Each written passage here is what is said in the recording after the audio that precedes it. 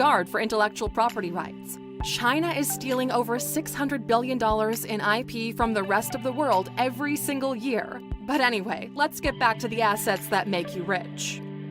Number 9. Brand and goodwill.